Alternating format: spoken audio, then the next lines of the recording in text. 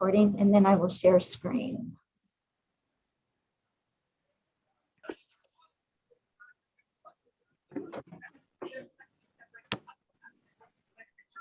Thank you.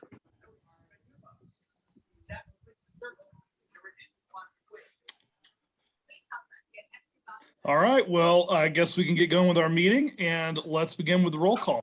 Thank you, Debbie. All right, Chair Mark Husbands, Present. Vice Chair Christine Adams, Present. Monica Johnson, Present. Karen Miller. Present. See if Jim Woodward, Present. Stephen Young, Present. we have Gary Manfrey, Inglewood Schools Liaison, Present. and excused, we have Kate Truesdell. And staff, we have Director Christina Underhill, Open Space Manager Dave Lee, Code Enforcement Supervisor Dave Lewis, the Park Ranger Alyssa Haden, Recreation Supervisor Shelly Fritz-Pelle, and Recreation Supervisor Sara Stant. Did I get everyone? We've got a long list tonight. All right, thank you. All right, well, Christina, would you like to handle introductions of some of your new colleagues in the department? Yeah, for sure. I'll have Dave City. and Alyssa go first, so they don't have to stay in the meeting all night, since Shelly and Sara are going to actually give you a little presentation. Okay. But with us, we have Dave Lewis, Code Enforcement Supervisor, and our very new park rangers as of February 1st, right? Or around that date? Yeah. Alyssa Haden. So Dave and Alyssa, do you guys want to give a little update on the park ranger program and what you've been up to? I'll have Alyssa go first, and then I'll just talk about a few ideas that we have. Okay. Well, it's good to meet all of you, those of you I haven't met yet, and see you again, Christina and Dave. So I've just been released from training. I've been out on my own this week. Today I'm at home recovering from some symptoms from the COVID vaccine, but I've had the pleasure to get to know several Inglewood citizens, and some of those who aren't actually Inglewood citizens out in our parks, just getting to know them, introducing myself, reminding of ordinances, and trying to bring some consistency, but also I think the most important thing right now is introducing myself, and letting them know that I'd like to see them out, and answering any questions that they have. And they've brought a lot of good questions, and honestly, there have been some really great people that I've had some really genuine conversations with over the last couple of weeks. So I'm happy to be here. I'm happy to work with all of you, answer any questions, and vice versa. If I have some, I might be coming to you guys. But yeah, if you have any questions, feel free to ask. But it's been a warm welcome. Alyssa, do you want to talk about your background? You actually are not, this isn't the first time you've been a park ranger. You have a decent background in being a ranger. So you want to give a little bit about your past history? Yeah, absolutely. So I actually, well, I'll start with the most recent thing. I was an animal law enforcement officer in a neighboring jurisdiction of Centennial. They do not have any off-leash parks there. So I think it's really innovative that Inglewood is willing to meet citizens and try to meet citizens on this middle ground and figure something out in terms of the off-leash issues that have been ongoing. Prior to that, so I was in Centennial for just shy of 3 years. And then I'm a state certified agent for animal welfare as well. So Bureau of Animal Protection. And then prior to that, I was in a park ranger program through Red Rocks Community College, where I studied under several of the local park rangers. Had the pleasure to really get to know them and see what being a park ranger is about. Perfect. Thanks, Alyssa. Dave, do you have anything to add? I just want to say I am so proud of the city and the work that we've done and bringing Alyssa on. I like to say we sort of found a magical unicorn with Alyssa, because she really ticked all of my the city's dream wish boxes of having this position. It is our new position, as you all know. It's kind of a pilot program, and I hope we get to expand this program. I think it's going to be a great benefit. Alyssa's completed training recently with all of our code officers, and we've had great interactions with the public. We've also received some very positive feedback from citizens recently about the work that she's doing and her interactions. So, and this was at Jason Park even. So we're quite pleased to hear the positive response that we're already hearing from the citizens. Alyssa and I have had some conversations about where we want to see this position go. And you may see some partnerships, definitely partnerships with parks, but we're wanting to do some more ranger type affiliated activities for families. And just a little preview of what we're looking at is we're looking at doing some walks with the ranger kind of history and bird watching and animal watching through some of our parks. Possibly talking with parks in the state with maybe doing a kids fishing derby at some point. So we're really looking at doing some more park family oriented activities along with not just the enforcement components. Yeah, I'm really excited about that. I'll just add a little bit to that. I'm a certified interpretive guide here in Colorado, which means that nature walks are sort of my bread and butter. They get me really excited. And I think it's really important, especially in an urban area, to still have that. And Inglewood has the opportunity for that. So I'm really looking forward to developing that. And welcoming all feedback or ideas. Even my son, who's 8, has already pitched in some fun little craft ideas that could be, expanded in the future. So I'm looking forward to it. Perfect. Thank you, guys. Does the commissioners, do you have any questions for Dave or Alyssa? Not for now. Welcome. We're really thrilled to have you. We're so happy that we could get this position. And I think that while it's for dogs, I don't think you could have a better mentor or supervisor than Dave. I think the world of you, Dave. And so I'm really excited to expand this program and to maybe do some of these different programmatic elements in our parks and do some different things. And I'm always happy to help or lend a helping hand if needed. So welcome. We're really excited to have you. Thank you. Thank you all. It's always a wonder. It's always a joy to come and see all of your shining faces and the support that you provide us. So thank you as always. And you'll see Alyssa more on these meetings going forward. I think she'll be a regular attendee. And don't hesitate to reach out to me if you have any questions or need anything from me. I'm always here to assist y'all. Perfect. Thank you. Thanks. Thank you, Have a Alyssa. good Good night. to meet you. And thanks, meet you. Dave. Appreciate your attendance. So, and then we have a couple of other things going. Christina, would you like to lead us there? You're talking about, oh yeah. Do you want to just I'm not following the agenda exactly. Am I getting off That's track? okay. Let's see. You're right. Shelly and Sara are up next. So I'll let you both introduce yourself, a little bit about your position and what you do for the city, and then you can give your update as well. So let's start with Shelly. Good evening. My name is Shelly Fritz-Pelle, and I am one of the recreation supervisors at Malley Senior Recreation Center. I oversee the fitness and cultural arts along with the front desk with Cheryl Adamson. Just to give you a brief overview, we've been asked to talk about what we've been doing during the COVID items and what we are adding our programs to. Sara will share with you some of our processes for reservations, cleaning protocols, and items like that. But Malley, since May, has been feeding our patrons through Volunteers of America hot grab and go meals. We were the first diner site to have that offered through Volunteers of America through the metro area. We have also added fitness and enrichment classes, both virtually and in live, and we've only had very minimal people come in for live classes. We also have added art and Pilates classes back just recently, and each of those have a maximum of 6 people in the classes at the moment. We are also currently a visiting nurse association site. They come in twice a month.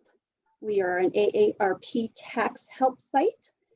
And we're very excited that starting March 25th, we will be a vaccine site for the city also. So we're very excited about that. And more details will be forthcoming regarding that, the clinic. I don't know, we have through March 26th, the 17th annual art exhibit is being held here. It is viewable by video or in person. So if you would like to come over, please do so. If you don't, please take a look at the video that is on the city website. March 17th, we will be having a St. Patrick's Day celebration. It will be a video and refreshments, and the video will be a viewing of Wick Schools of Irish Dance. And I think that's it. And I will let Sara go and continue on our presentation. All right, I was having some trouble with my speaker earlier. Can you hear me okay? Excellent, okay. I always hate that in a virtual meeting and everybody's like, what? Can't hear you. So, hello, my name is Sara Stant. I am also a recreation supervisor. However, I'm here at the Inglewood Recreation Center. I just celebrated my 5-year anniversary this week with Inglewood, so that's kind of exciting for me. I oversee a lot. I oversee front desk operations. That's been my main focus over the last year, as well as adult athletics, youth programming, as well as summer camps. Typical summers, I also am the supervisor of our summer drama program. So if you ever catch me in the summer, I'm a busy lady, so I apologize if I don't say hello because it's a crazy time for me. So I was asked to come along today and kind of update you all on what we've done through the recreation department at our recreation centers to make sure that not only our patrons, but our staff are in a safe and healthy environment. So I'm going to share my screen. I'm a little extra sometimes, and I made a PowerPoint. So here, hopefully this works. All right. Can you all see my screen? Excellent. Okay. Yeah. So, okay. So what we did first is we worked with the communications department and we created a video that kind of welcomes back our patrons. This was done about mid-June last year. I'm not going to waste too much of your time tonight because you can find this on the website if you haven't already seen it. But this was a nice little video that we put together that kind of walks our patrons back through our doors to make sure they know what they're walking into, make sure that they're aware of any new policies we've changed, that kind of stuff. So it was a really well done video. It was kind of fun to make, you know, because at that point we weren't quite open to the public. So it was a bunch of us employees walking around acting like we were working out. So it was a really fun video to make. So I encourage you to head to our recreation page on the website to go check it out. Along with the new process that we went into is we started requiring reservations for all of our patrons pretty much as soon as we opened our doors again. And this was the case for both Mally and the Recreation Center. We started out pretty conservative when it came to our reservations. So we started out with 1-hour reservations with a 15-minute interval so our staff could go and clean the facility and kind of get it ready for the next group of people. We were very conscious of what the local public health was so that we can, you know, maintain appropriate occupancy levels in each room. And let me tell you, that was a task in its own because every single agency, every single governing body was a different answer. So it was a full-time job trying to figure out what the best one was. And we actually found that we are a little bit more stringent than most of these public agencies, just because, you know, if we weren't, then our doors shut down and then we're back into this. And so we decided just to be a little bit more stringent. So you'll also see in this picture little spray bottles. We kind of re-educated our public about this is a communal thing where you need to clean your equipment before and after to make sure we're safe. So we always offer spray bottles throughout the facility, and we expected our patrons to come in and clean before and after they use. Sometimes it was the case, sometimes it wasn't, but then COVID happened. And we found, actually, this was a implementation that we at the rec center that we took from Mally. Mally came up with this idea and we loved it, so we brought it over to the rec center, and it turns out the patrons love it as well. So they all get an individual spray bottle and a rag that they take around with them. And we've, you know, had almost 0 incidences of people not wanting to do their part. So that's a fun little culture that we created this time around. So so now our reservations have progressed to a 2-hour time slot at the rec center, and I believe an hour still at Mally. And then of course we've been able to upgrade how many people are in each room at each time. So the pool definitely keeps our doors open. People are banging down the doors just to get those pool reservations because we've moved to a 1 person per lane policy. And it turns out people love that. So we book our reservations 7 days in advance. And if you're not on the computer at 12 midnight, you're probably not going to get that lap lane that you want. So that's fun. We have upgraded signs around the facility. Here's just a sample of some of the things we've done. Just some, you know, put a little bit of humor in kind of a not so humorous situation that we're all in. So we put these up and are hoping, you know, like people get the hint that masks are required. Another protocol that we've put in is physical distancing. So each of our equipment was either marked off or available for use. And in this picture, it's kind of hard to tell, but there is a machine in between these 2 individuals while they're working out, just to, you know, because sometimes when you're working out, you lose your breath and you need to take your mask down for a brief moment. And this allows you to, and keeps it safe.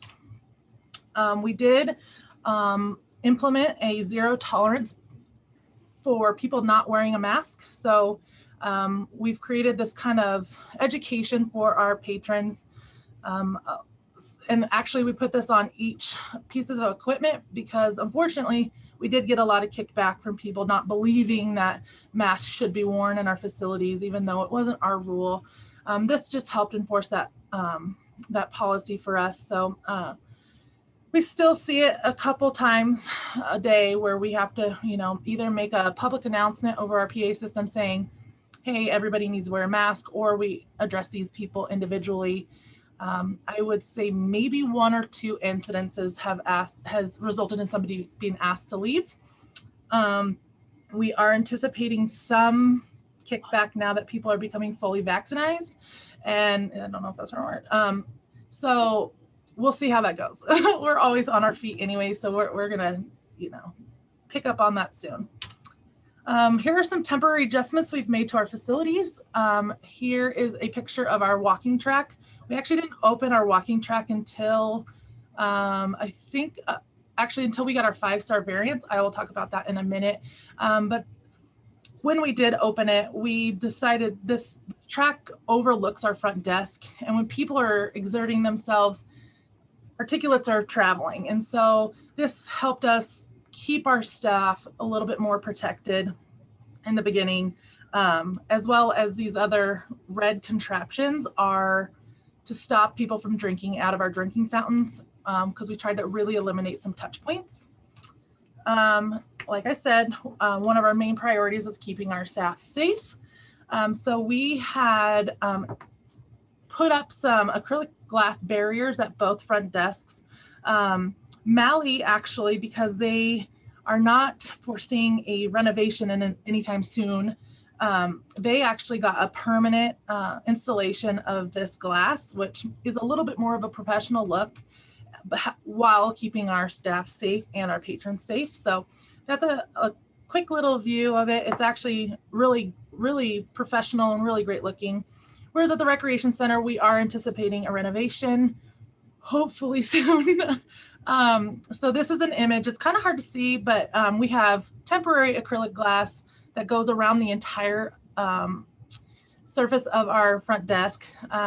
We have seen some issues with this. It's really hard to hear when people are wearing masks. So we installed bank teller microphones. So there's a speaker on their side and then a microphone on our side, so it can help break down that barrier of miscommunication. Also, you'll see in this picture that this is actually Kathy Wallace, our aquatics coordinator. She is scanning her own card. That's something else that we've implemented so that there's not transfer of card from patron to staff, whereas that's what we did. We would take their card and scan them in before this. So that's how, that was one of the very first things we implemented well before we even shut down, just, you know, to kind of keep on our feet. We also, this is a city requirement, but daily temperature checks for our staff are required each shift starting and ending. So we keep track of that. And we also educate our staff, you know, what is a fever? It's okay to stay home if you're not feeling well. We actually encourage it now. We should have always, but just this whole education piece is big for us. We've also created some classroom barriers. This is our Pinterest find. So these are PVC pipes that are put together with shower curtains. And this allows us to operate some indoor in-person classes. Here are two different classes that we offer, a spin, as well as I believe that's a yoga class. So you can see that they're spaced out, but also just one more area of protection so that you're not breathing on each other. And also some of these classes are also in person and live. This allows our instructor to be able to communicate with those people who are online without the barrier of the mask and not understanding. So it's kind of a fun, innovative thing that we've done. We've really upped our cleaning protocols. We were really lucky to get this electric static sprayer. Lots of scientific words came at me, but basically what it does is it charges all the particles in the cleaning solution, which kind of go deeper and go farther and last longer. So we love this one. It's on wheels, it's battery operated. This is actually our second version. The first one was corded, very heavy, and not on wheels. So we love this one. Our staff kind of fight over who gets to give spray. We also document every piece of equipment, every room, pretty much every day, what was cleaned and when, and we keep these documentations just, you know, for our due diligence, making sure everything's clean. We also have designated specific cleaning shifts for some staff so that we know that they're not expected to be doing much else other than cleaning. So obviously some people have taken it in stride and they make the best of it. And I think I just want to give a shout out to our staff. They have done an amazing job. Their spirits have stayed so positive through all of this. I know they're very happy to have jobs, but this was a tough one, and we are so thankful for them. So we've also made some facility improvements. Both facilities got new flooring, which are a little bit more COVID friendly. You'll see at the Malley Center, it's a kind of a solid light brown color, and it's like a rubbery sporting floor. And then also upstairs at the Recreation Center, we also got a rubber sport flooring as well. This way it's easier to clean and it doesn't keep up with particulates that we don't want around. Malley got a new resource center. It's a senior resource center where you can find out what's going on, what things are available to you within the city. Cheryl Adamson has taken on that project, and hopefully she'll be able to jump on to one of these meetings and kind of clue you in on all the great resources we have there. All of these projects were, I don't know about the buzz, but all the flooring and the glass and a couple other things were all CARES Act funding. We also got shower partitions in the men's locker room here at the Recreation Center up until maybe last September. This is what we call a gang shower. So it was just a wide open bank with a bunch of shower heads. And so now this allows for a little bit more privacy and be a little bit more COVID friendly showering, if you will. So that has been quite the hit, and our gentlemen really love it here. So. And then I'm going to wrap up with we are official Arapahoe County recovery partners here at Malley and the Recreation Center. What that means is that we have done our due diligence to make sure that this is a safe and healthy environment for patrons to come. And, you know, that basically what I did today was go over everything we did and what we put in our application. And so Nina, who is the hub at the Civic Center, came and inspected us and signed off on our 5-star recovery. And so that was awarded to us on January 29th. And then on March 2nd, we were able to move to the blue level. So the 5-star variance allows us to be one level less strict than what the county is. So that changes some of our capacities, that changes some of the offerings that we're allowed to do. So honestly, not much has changed for us. However, we are starting to allow a little bit more like gymnasium rentals. So Mullen High School has come in and rented out the gym for us. So that kind of stuff. So we're pretty excited about it. We're pretty proud of our stars. But yeah, I think that's about all I had for my little spiel. I'll stop sharing my screen. So thank you for listening to me speak. Thank you very much, Sara. Thank you. And I know I'm sure that other folks that are here at the meeting are share the feeling that we're really impressed with the amount of effort that you all have put into all of these measures to ensure that you can stay open and serve the community. And it's obviously a huge amount of work and stress because you're still there and still having to, accept a certain level of exposure that a lot of us don't have, you and your staff. And so thank you very much for all that you put into it. It was an interesting challenge, but it was, very rewarding for us as well. And we were so happy to be able to keep our doors open and not only be a place of physical health, but mental health for so many people as well. And I don't know how many people understand that. And obviously I think this group does, but it's so very important to this community. And so we are so happy to be able to provide that still. Well, thank you, Sara. Does anyone else have any questions or comments for Sara? I just want to verify that the walking track you said is open right now. That is correct. Yeah, the walking track, I can't remember the date we opened it. I want to say it was maybe early February. We've held off on it being a running track, mainly for that the safety of our staff, because running is hard to breathe in a mask, and I'm afraid too many people are going to take that opportunity to take that mask down, and then they're breathing on top of literally on top of our staff. So we're going to hold off onto that. We're hoping to maybe at some point get some sort of barrier from the top of the track down to the desk staff so that we can keep everybody Is safe. that reservation then, or can you drop in? At this point, everything is still reservation. That is a tri-county regulation for us. There is opportunities that not all of our spaces fill up, so you can drop in.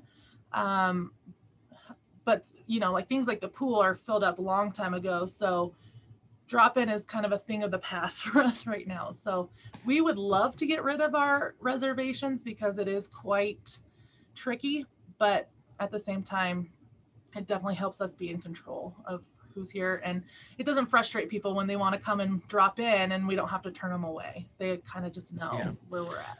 So how many people then are on the track at one time? So right now, we allow 10 people on the track. Okay. We also allow people to kind of travel throughout the facility. So if you're doing cardio, you can go to the track as well. So we put in, like, I call it the airline buffer, where you kind of overbook things a little bit, knowing that people are going to travel. So. Mhm. Okay, well, great job. Thank you. All right. Anything else for having Sara? me. I appreciate it. Thanks for having me. Yeah. Hey, Mark, before I share the agenda, if I can just remind board members, we need to have you have your cameras on just to show that we have a quorum present at all times. So I apologize, but for our board members, thank you so much. Okay. There you go. Okay. So I don't think we've been joined by any attendees. You know, Mark, did we approve the minutes from last? No, we month? should go. We need to go back to the minutes. Yeah. Okay. So do we have any comments or corrections to the minutes? No, I'll move the minutes. And I'll second them. All those in favor of accepting the minutes as written? Aye. Aye. Aye. All opposed? Thank you. Great, please. Thank you. All right, I think that takes us straight to the off-leash survey. Perfect. I'm just going to give you a high level overview because I haven't seen all the results yet. POCO is in process of validating and reviewing the surveys. And ultimately we received just over, it looks like 974 surveys total, which is great, almost 1,000 surveys. 550 from the random sample survey came in, which I'm impressed with because we weren't expecting that many. I think 400 was our goal. And then the open survey, we received 424. So I think that's a great return on information back from the surveys. I'm excited to see what the results are. We have a tentative date to go to council on April 26th. So I'm hoping the April meeting, I will have survey results, at least preliminary survey results that I can share at kind of a high level with all of you. And then to get the experts from National Research Center in their presentation, you'll have to tune into the council meeting, but I'm excited to see these results. So the plan is in April to take the survey results to council. I'm also going to propose reconvening the task force, and they can make the decision then if that's the direction they would like to go, or if they feel like they have enough data to move forward with the decision, they can choose to do that as well. But I'm anticipating we'll see the task force return and then have some recommendations this summer to take to council. As you all know, and I've said it many times, no changes to the off-leash program until COVID is over. So when that's going to be, I don't know. I think we all thought we'd be over this by now, but things are drying out further and further into this year. And I would anticipate we probably don't implement any changes until 2022, but we will see how it goes. We might knock it out in the first few task force meetings if we go that direction. So any questions regarding the off-leash survey? Okay. And I'll just move to the next one if that's okay, Mark. Absolutely.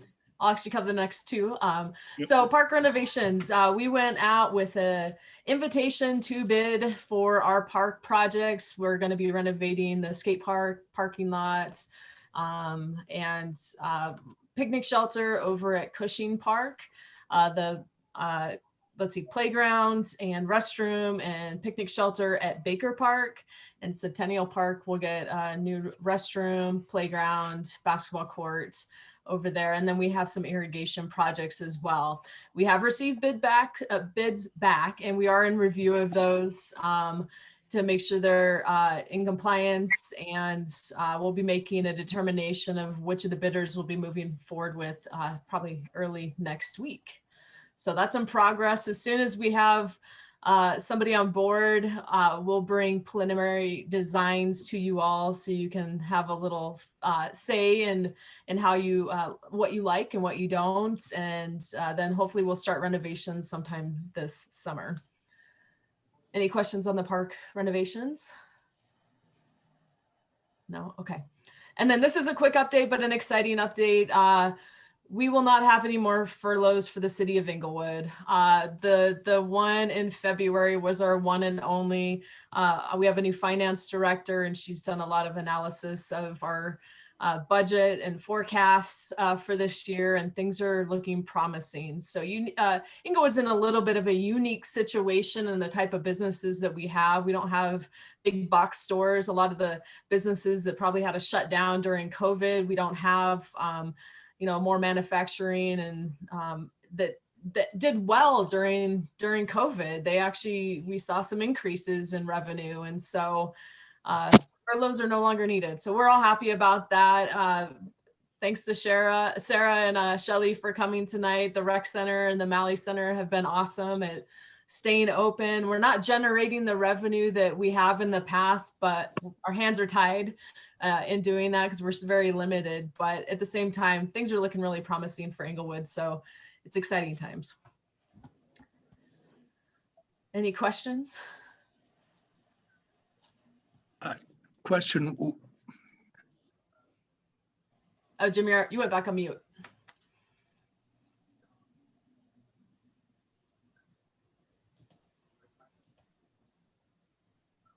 Jim, you're muted. The dog parks, they're on the spring, summer, fall hours now. Is that correct? That is correct. March 1st, we went to summer hours. So 6 to 11 a.m. and then 6 to 11 p.m. are the current hours. That is something that Alyssa and Dave are heavily enforcing in the parks right now. We've had a lot of residents reach out to us and just tell on others that, hey, they're using the parks during the wrong hours. And so code enforcement's out there and park rangers out there educating people right now. Eventually they'll start doing citations if they find the same individuals are breaking the rules. Okay. And do you know if there's any youth sports that have reserved fields or anything for this spring? Yeah, we've opened up reservations. Lindsay Peterson, she manages our open spaces in the parks. She is taking reservations, and I haven't had an update on how booked we are, but if it's anything like last year, even through COVID, we had a lot of requests coming in. So I anticipate the spring and summer are going to be very busy. But how about Pirates Youth Sports? I believe they're in the mix as well. They're one of our #1 field rental groups out there. Great. Okay, good. Okay, any other questions about those topics? You can go straight to the Eggstravaganza. Yeah, so we're excited for this. Granted, it's going to be a drive-through event. It won't be your big egg hunt like we've had in the past. It won't be quite the same, but it's something. We'll take it. So Saturday, March 27th from 9 to noon at Pirates Cove parking lot. We're going to have the drive-through Extravaganza. You do have to reserve your spots. The times are 9 to noon. It's $5 a car. So, bring your biggest car and stuff it with as many kids as you can. And I think we're about our time slots. One of them, the last time slot, the 11:30 to 12 is sold out. From what I'm hearing, the other time slots are about half full, if not filling up. So if you're interested, get registered as soon as possible so you have your spot. So we're excited for this. We're talking about other events for this year. There's kind of a lot of unknowns. I was looking at the Inglewood Herald, and they had talked about the different cities and what they'll be offering, and everybody's in the same boat. We just don't know yet. There's a lot of restrictions still with COVID. 4th of July is in question for this year. We typically get at Cornerstone Park over 10,000 plus people to that event, and Tri-County Health right now is saying it's not looking good to have that event. So we'll be taking some information to council at a study session to get a feel for what council wants to do. We are anticipating on having some sort of Independence Day festival minus fireworks, but we'll kind of see how that looks. It's as you all have experienced this last year, it changes daily, weekly, monthly on what you can and can't do. And And so we're just kind of trying to plan for everything right now, which can be a little frustrating, but it can be a little fun too. So we have a lot of ideas. Any questions on the Eggstravaganza event on the 27th? No, okay. All right, thanks. Do you have anything else, Christina? No, actually, I'll toss it over to Dave Lee. He's got a couple Okay. updates for staff choice.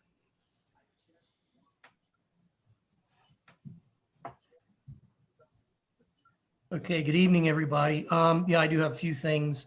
I'm going to start off with Romans Park. Our contractor is slated to start on phase 2 improvements over there, which means we will be closing the newly constructed playground down, unfortunately. We are in the process of getting the tennis courts open, and we have all the snow and everything cleared off of those. Unfortunately, we have snow in the forecast, so I'm not sure when we will actually officially open those, but we are ready to do that. The Parks Department is poised for this next snow event. We've got full crews going out. We have standby crews, and we actually have a separate crew ready to assist the Streets Department if they choose to ask us with snow plowing on the streets. We're in the process also of getting a design for the Hamden medians from Inca to Broadway. There's 5 medians down there. We're getting a design. Once that's done, we have the irrigation fully reassembled over there, we will start some bidding on getting some planting material out to spruce up those medians. Still lots of homeless issues. They're all over the place. We've got a lot of issues down at the plaza area, homeless camps in Bellevue Park, and a number of other areas. And so we continue to clean up and take care of those as needed, which is pretty much a daily process. I'm also very happy to announce we have a brand new president for Inglewood Unleashed. His name is John Lieberman, and he's been just wonderful as far as I'm concerned to work with. He's responsive, he's receptive to ideas. He really wants to be involved. He's energized. So I think once we have a full board on, I'm hoping that they become a greater asset for the city of Inglewood. And then I think lastly, everybody is probably aware that John Stone resigned as council member in the last week or so, and that council has appointed Steve Ward to take his spot. I'm not sure what will be done as far as a council liaison to this board, but it's my hope that we bring that up in the next council meeting so that we get somebody appointed. Whether that's Steve or another council person, I don't know. That's all I have. And if there are any questions, I'd be happy to answer them. Jason Park, have you done anything with that as far as aerating or anything like that? No, it's been a little too cold so far. We're looking at going out. We were looking at going out next week, and I don't think that's going to happen either. But our goal is to start here in March as soon as we possibly can to start taking care of that and improving it. That's a good question. Thank you. I drove by it today. It actually, in less or a week's period, it's looking better than it did. I mean, I can see some green kind of out there, and I think you got the fences up at the right time. Well, I certainly hope so, and I'm looking forward to making a lot of improvements out there and reopening it to the public. Okay, thanks. Any other questions for Dave? Before we move to Commissioner's Choice, Sara or Shelly, do you have anything else you'd like to share with us? I don't think so. Okay. Well, thank you again for joining us. Thank you. So let's go to Commissioner's Choice. And I actually do have an item today, and that is that last week, Lindsay Peterson asked if I would write a letter of support on behalf of the commission for the grant application for Jason Park improvements. And I did do that. It's a very brief letter. I was sort of operating under the assumption that that everyone would be supportive of supporting the grant application for this project, but I did want to bring it up and just share it with you. We can throw it up on the screen, and I just want to know if anyone has any concerns before I, before Lindsay uses this letter representing the commission, because it is written basically on behalf of the commission. I'd just like to add into that too, that this has been a standard practice for the chair of the commission over a number of years for other grant applications as well. Yeah, and I believe David's correct that the application is actually due tomorrow. So there wasn't a lot of turnaround time or opportunity to, have editing a letter by committee. I don't know that would have been necessary, but anyway, and Dave, I don't know if the practice has been to run this by the commission, but it just seemed logical that we had a meeting, so it was a chance to kind of let you guys know what we were up to. Does anyone have any concerns? Do you want to see what the letter looks like? It's literally like 3 paragraphs.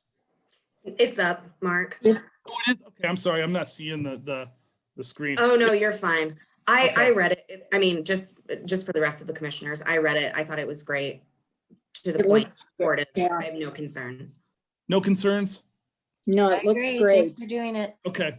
Yeah, no, it's very simple. There's no problem at all. So hopefully we'll continue to have the really remarkable run of good luck and hard work combination there that the staff has had for a lot of years in successfully getting grant support from Arapahoe County Open Spaces, because it's always been very impressive how well the department has done in terms of, finding those kinds of resources to support park improvements. So that's all I've got. Thank you guys very much. So I guess we'll just run across my little grid view here, and that would lead me to Jim. Jim? Let's see, I guess some things at Mally, we have a retirement group that meets over there, or has been meeting over there in the past, which our last meeting was at Bates Logan. I think it was in October. So we started that up again this week. So a few of us showed up anyway, and maybe next week more. Question for Christine, I guess. Denver, I saw on the news the other night that some people were putting petition forward to do off-leash city park. And I thought I heard from 9 p.m. till 6 a.m. Are you aware of that? All night long? We are aware of the petition. It is still working through, they're still getting signatures and whatnot. We're aware of it, but we're aware of it. Kind of odd hours. We're aware of it. Whatever. See what Dave Lee has started? Dave. Yeah, but I'm adding a couple of hours to that. It is 9 p.m. to 9 a.m., Jim. 9 a.m. We're going to give them a little more daylight. That is it by reservation? Can I get a 3 a.m. slot? So do you get to run them in the zoo too, or? Yeah, right through the zoo. Oh boy. I thought that was pretty interesting. That is interesting. Thank you. Christine, are you back in your office yet, or? Nope, we are still all remote. At least through this quarter, and likely through the next quarter as well. And within Denver Parks and Recreation, we're working out a hybrid model or work from home model. It hasn't been decided, but we're still working from home for the foreseeable future. Okay. Great. Anything else, Jim? One other item. It was years ago when I was appointed by this board to the Mally Trust Fund. And I think there's only one other person on the board right now that fits into that, which would be Karen. And I'm just saying, I've been on it for a number of years and was on it as liaison for consul before that, since 2004. So I'm more than pleased to remain on it, unless Karen would like to have something to do 4 times a year. What, you think I don't have anything to do, Jim? No, I'm just putting it out there. And I guess, I probably ought to do a report on that, maybe next meeting or something, just on the finances. And I was just looking Yeah, at I'm our curious. last meeting in February and just kind of get this board familiar with the Malley Trust Fund, or what it even is, since it's, Yeah, because I don't know anything about it. well, which is another thing. How is the Parks and Recreation Trust Fund doing? Do you know, Christina? Not off the top of my head, but that's something we can report next month. How about we'll bring financial reports for both Malley and the Parks and Rec. Okay. Yeah, that would be good, because Parks and Rec years ago was the heir from an estate of a house in Arapahoe Acres. Okay. Yeah. And rented it for a while, and then decided they didn't want to be in the landlord business, and sold it. And so there was funds there that were used for scholarships and things. So it's just something I'm interested in knowing where we're at on that. Sure, Jim, I can answer that if you want, because I kind of keep tabs on it. That was the former Larry Scott property. He was the gentleman that owned that house and deeded it to the Parks and Recreation Department many years ago. It is in the Arapahoe Acres neighborhood, and it is it's one of those historic houses. Mhm. And the reason we had rented it out for, I think, at least 12 years that I was associated with it. But when the renter decided to move out, Gerald decided to make some improvements, upgrades to the house. And we unfortunately found out that the neighborhood wasn't happy and that had to be restored to original condition. And there was a big uproar on that, I guess you call it. And so we felt it was in our best interest to go ahead and sell that property. And so there is, I believe, $365,000 or $385,000 in that fund. Mhm. Good. That's great. And we still, well, in the past year we haven't, I assume, but for programming, use it for scholarship for kids and stuff that might be, their families may be economically challenged or whatever. I know we've done that in the past, Jim. I don't know anything about that program. That would probably be Allison, or if Sara or Shelly has any knowledge, they can maybe answer that. Yeah. Okay, great. Okay. That's all I have. Thank you, Jim. Monica, do you have anything for us? No, I mean, it was really just great to hear everybody speak tonight, and lots of positive things going on. And it's nice to highlight all and, just illuminate all the work that goes into the services Parks and Recs provide. So that's really cool. One of my colleagues who lives in Englewood sent a letter to Christina this week, I think, inquiring about making our parks more user-friendly by adding some bike paths and like possibly a BMX pump track or something like that. So, and Christina, you gave a nice response to that, but I just thought I'd throw it out there that There are residents that are interested in different uses for the parks we have. So thank you for responding to that. Sure, and the request was great, and I had mentioned in my response that we are looking to go out for a bond either in 2022 or 2023, and so that'll be further conversation with you all as well. But I think there's going to be opportunity in our near future. Our current bond sunsets in 2023, so timing might be perfect to acquire some more funding to do some new things and improve some old things that we have. Sounds good. Thank you. Thanks, Monica. If that's it, Monica, then we can go to Karen. Karen, do you have to share with the group? Nothing? I have nothing. Thank you. Christine. Most everything I had got addressed during the meeting. And I know that I appreciate, Dave, you recognizing that we are without a council liaison right now. That was something I was going to bring up. And I know that this issue is not unique to the Parks and Rec Commission.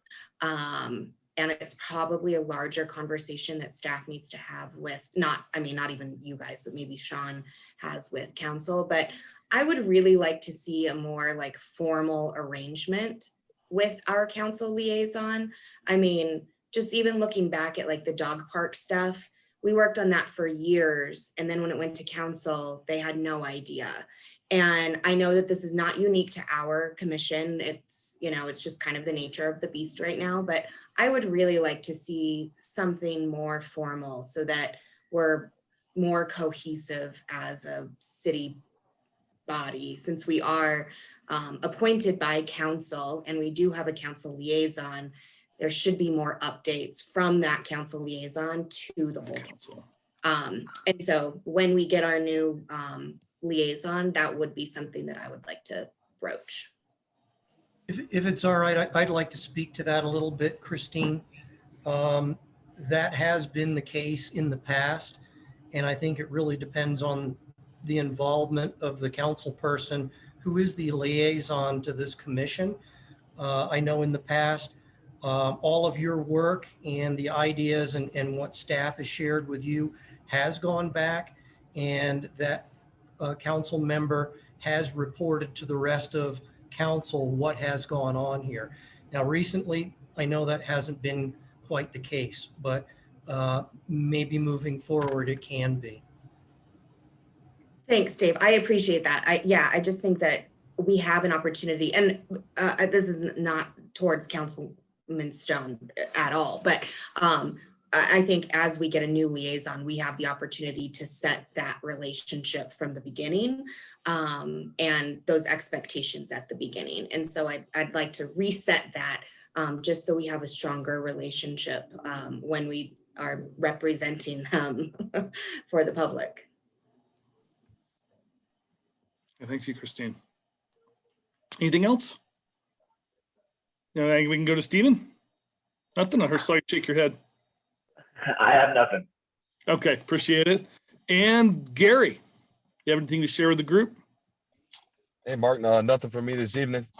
All right, thanks for joining us. And I think that's everyone. So unless anyone else has any questions or comments or anything they'd like to share, I believe we can call the meeting adjourned. Great. Thanks all. And nothing. Have a good night, guys. Thank you all. Thank you. Have a good one. Have a great night.